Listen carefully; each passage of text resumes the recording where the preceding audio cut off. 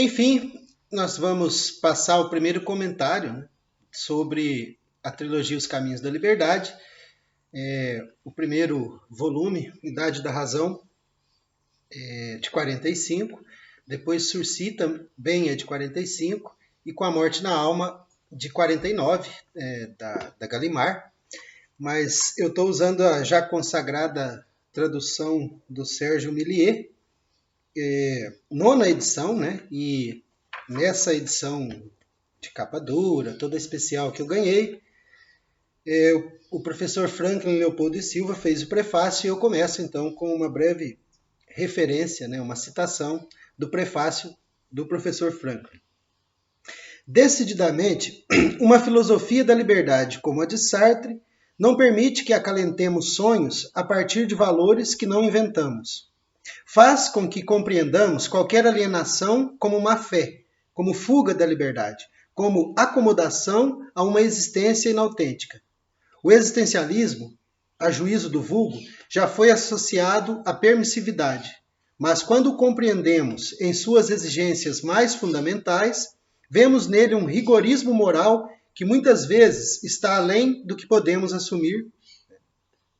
Bom, começamos bem, né, esse primeiro vídeo de análise de A Idade da Razão. Bom, a proposta, é claro, a partir de toda aquela estrutura ontológica e existencial, né, ôntica, que Sartre descreve tanto em O Ser e o Nada quanto na Crítica da Razão Dialética, que a gente possa fazer esses links entre filosofia e literatura. É evidente que essa trilogia, Os Caminhos da Liberdade, são literatura, mas por que chamar de literatura filosófica? Porque as situações aqui descritas, elas repetem aquilo, né, que Sartre está trabalhando em obras técnicas, como O Ser e o Nada, como a Crítica da Razão Dialética. Esses livros eles podem cumprir duas funções. A função daquele que é ignorante de toda essa estrutura ontológica é o prazer da leitura e, claro, o incômodo que a situação vivida, enfim, é uma situação polêmica, uma situação de aborto. Imagine que o livro é de 45, né? Por mais que na França hoje não seja um problema o aborto, em 45 era uma questão, era escondido, como ainda é no Brasil, né? Uma questão e é escondido. Enfim, mais do que isso, a gente tem uma obra que tem ali escolhas situadas, cada um, né?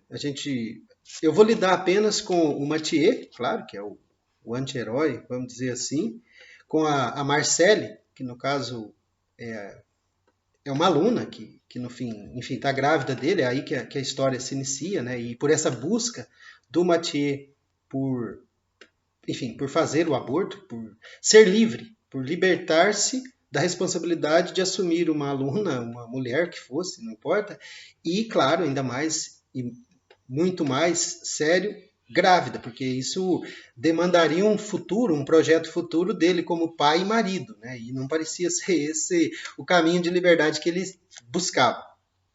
Bom, mas além desses, que são os principais, eu vou falar de Boris e Ivit, né? Difícil falar russo, Ivit, mas que são jovens, né? Que são russos jovens. Eu vou falar do Daniel, né? Não sei o que o Daniel é, mas uma coisa ele tem, é dinheiro, né?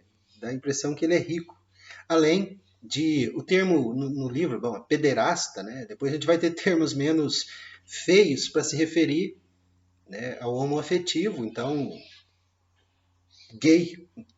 Lola, né, que é uma cantora, tem toda uma relação com a noite, com o cabaré, e já é bem senhora, né? Tá bem idosa, enfim, é velha. Se o outro é jovem, ela é uma velha que também tem algum dinheiro. A gente não pode esquecer que o Mathieu vai roubá-la, né, na cena final. Mas ainda assim, com toda essa existência, né, ela tem uma amiga cocaína para os momentos mais difíceis. O Jacques, né, eu escolhi uma cena, esse Jacques é irmão do Mathieu.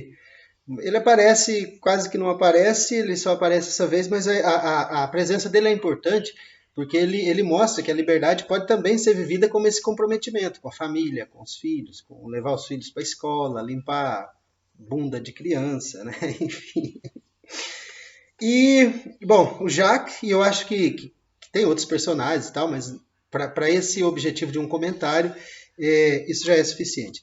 E eu vou comentar a partir de determinadas cenas. É claro que essas cenas vão remeter a um contexto, né, que aqueles que leram o livro vão poder explorar muito mais do que quem não tiver tempo, né, para ler os romances. Bom, mas a primeira questão que me interessa é a relação, página 84 dessa tradução, é a relação do Mathieu com a liberdade alheia. Bom, qual liberdade alheia? A liberdade do embrião que crescia no ventre de Marcelle. Um dos elementos daquela estrutura ontológica do ser e o nada, o ser em si para si tudo junto, aquela pretensão de ser Deus, uma das características que eu tentei mostrar ali é que nós acreditamos controlar o futuro, como Deus teoricamente faz, porque quando ele cria o mundo ele sabe que vai ter desobediência, senão ele não é Deus, ele tem que estar no princípio e no fim, é alfa e ômega da história, aquela conversa teológica, né, que eles criam uma série de razões para contrariar a razão. Mas independente disso, quando o Mathieu sabe da existência, da possibilidade, porque vejamos isso como um brotamento involuntário de ser, afinal de contas, esse possível bebê, né, o embrião, foi trazido ao mundo. Ele não precisava ter vindo, bastava uma camisinha, bastava algum cuidado extra. E isso é um ato de responsabilidade. Você não pode dizer como se dizia antigamente, né? A filha chega para o pai, estou grávida. Mas o que foi? Aconteceu. Como assim aconteceu? Você tropeçou e engravidou, né? Um acidente, né? Tipo, aconteceu um acidente, você tropeçou. Piadas à parte, até um pouco para tirar esse peso dramático da cena, vejamos aqui na página 84. O espelho devolvia-lhe uma imagem cercada de luzes plúmbeas. Aproximou-se. Não olhou nem os ombros nem os seios, não gostava do corpo. Olhou o ventre, a ampla bacia fecunda.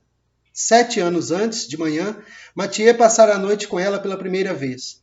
Ela se chegara ao espelho com esse mesmo espanto, hesitante. Pensava, então é verdade que podem gostar de mim? Contemplara a carne polida e sedosa, quase um tecido. E seu corpo era apenas uma superfície feita para refletir os jogos estéreis da luz e para dobrar-se as carícias como a água sob o vento. Agora não era mais a mesma carne. Olhava o ventre e descobria, diante da abundância tranquila de férteis pastagens alimentadoras, uma impressão que tinha tido no Luxemburgo quando pequena, ante os seios das mulheres que a leitavam. Para além do medo e do nojo, uma espécie de esperança. Pensou, é aqui. Nesse ventre, um morango de sangue se apressava em viver, com uma ingênua precipitação, um morangozinho estúpido de sangue, que ainda não era sequer um bicho e que iam raspar com a ponta de uma faca. Há outras, nesse momento, que olham para o ventre e também pensam, é aí. Mas essas estão orgulhosas. Deu de ombros. Aquele corpo, que desabrochar absurdamente, fora feito para a maternidade. Mas os homens tinham resolvido o contrário. Iria ver a velha. Bastava imaginar que era um fibroma. Aliás, agora já não passa de um fibroma. Iria ver a velha, levantaria as pernas e a velha a rasparia com o instrumento. E não se falaria mais nisso. Seria apenas uma lembrança ignóbil. Todo mundo tem. Voltaria a seu quarto cor-de-rosa, continuaria a ler e sofrer dos intestinos. E Mathieu viria, como de costume, 4 noites por semana, e a trataria durante algum tempo ainda com uma delicadeza terna, como uma jovem mãe, e quando fizesse amor, redobraria precauções. A promessa de um futuro, de um possível futuro, mas note a maneira como a Marcelle, a mãe, e como o próprio Mathieu, porque interessa o Mathieu, a gente não pode esquecer que essa postura dela em relação a si mesma advém do olhar do Mathieu quando ela relata, né, que está grávida. Acabou a nossa vida, o que a gente vai fazer? Eu, professor, você, mais jovem, aluna, enfim, toda a circunstância que isso geraria, quer dizer, a gente teria que ficar numa mesma casa, mas você está na sua, com a sua mãe, eu estou na minha, eu tenho a minha liberdade, e é o mais importante nesse caso. Por isso que se essa liberdade da Marcelle, vivida em relação a esse brotamento involuntário, e é involuntário porque a voluntas, né, a vontade de fazê-lo, foi encobrida pela má-fé do ato sexual. Eles queriam ter prazer, mas ter prazer enfim, é correr o risco que seja de se responsabilizar por um novo ser. E aí o aborto aparece como essa tábua de salvação. Mas interessante é a maneira como ela se volta para aquilo que pode ser o início da nossa existência. Cada um de nós que está no mundo hoje passou por esse momento de ser esse morango sangrando, e nessa condição, a cada um de nós poderia ter sido negada a possibilidade de ser. Então, notem que isso cabe totalmente aos pais. É por isso que é tão absurdo quando as pessoas tendo filhos reclamam dos filhos. Né? É espantoso que ninguém note que assim como a responsabilidade de um mundo imperfeito só pode ser de Deus, visto que foi Ele que criou o mundo, criou o jardim, criou a mesma coisa, né? Qualquer filho que fracasse, a responsabilidade sempre será de seus pais, da sua situação, enfim, do mundo, desse entorno. Bom, independente disso, o Mathieu pensa inicialmente a liberdade como esse descompromisso. Eu sou livre se eu não tenho que dar satisfação da minha vida para uma esposa.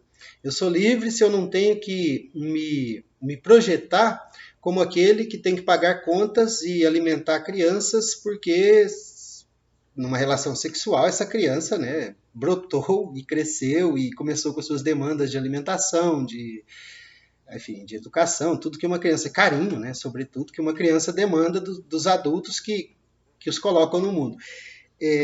Ser livre, nesse sentido, é não se casar, é não participar dessa estrutura, né, dessa estrutura relacional que cria uma série de limites, né, para a existência, mas não fazer isso significa para Marcele escolher manter, né, um cara que vai 4 vezes na semana, à noite, para que eles transem. É também uma situação de ruptura, né, com o modelo para ser livre. Só que no caso da Marcele, essa liberdade situada lida com algo mais forte, que é a situação da mulher e da maternidade, né? Tanto que a gente sabe, né? Não estou contando o final do livro para ninguém, ela não faz o aborto, porque por mais que seja um morangozinho, né? Uma víscera sangrenta que pode ser retirada, eu nem lembro o termo, mas enfim, como se fosse um apêndice, algo que pode ser simplesmente excluído. Eu lembro de uma imagem bem forte, né, que um aborto em algumas semanas mata menos células do que eu fiz esfregando uma mão na outra. Mas, enfim, a liberdade de não ter outro ser que dependa do que a gente é. É claro que isso pode ser sublimado, né? E aí as pessoas começam a ter gatos, cachorros. Ah, meu filho, meu filho, meu filho. Claro, é facinho ter filho assim. Né? Imagina as demandas de um cachorro e as demandas de um bebê, né? Um menino ou uma menina. Mas independente disso, a liberdade pode parecer justamente isso. Se eu não tenho filho, se eu não tenho esposa, se eu não tenho um gato para puxar pelo rabo, como se diz, se eu não tenho que alimentar um gato, se eu não tenho que cuidar de galinhas e tal, eu sou livre. Mas esse comprometimento é só uma ilusão, a gente vai ver daqui a pouco, porque na verdade essa ilusão, né, de que não estar comprometido é que nós já estamos comprometidos. É porque ele está comprometido numa sociedade que tem um modelo de família, em que tem o pai e a mãe, e ele pode ser esse pai, que ele acha que isso, não se comprometer com isso, é ser livre. Mas não se comprometer com isso é comprometer-se com o contrário disso, com a luta que vai ser para ele manter, por exemplo, uma espécie de amante na casa de sua família, e tendo o direito, entre aspas, de transar com ela. Ela pode encontrar outra pessoa e enfim, que quer satisfaça no sonho de ser mãe e tal. E no fim das contas, o fato dela não fazer o aborto reflete isso, né? Essa força da situação que acaba pesando muito mais do que essa liberdade do não compromisso, visto que ela é mera ilusão, né? Não se comprometer já está comprometido.